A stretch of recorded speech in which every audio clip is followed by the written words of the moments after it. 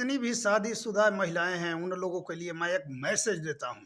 मैं आप लोग को बता दूं कि आपका पति जैसा भी हो, अंधा हो, लूला हो, लंगड़ा हो, बहरा हो, कोढ़ी हो, आपके लिए वही है। क्योंकि थोड़ा आप दिमाग लगाइए कि यदि आपके लिए वो होता नहीं तो आपके जीवन में वो आता नहीं।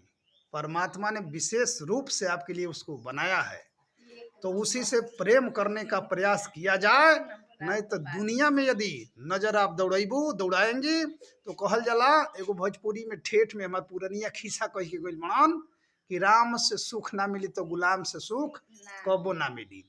तो जैसन तो हम लोग का मर्द बा, जैसा मर्द है उससे प्रेम करिए, उसी से आप सफल होंगे, उसी से तरनतार आपका होगा। अन्यथा यदि बॉयफ्रेंड का चक्कर में पड़ोगी तो जीवन नरक हो जाए। जैसे हाल ही में घटना एगो मेरठ का सुने के मिलल है, ऐसे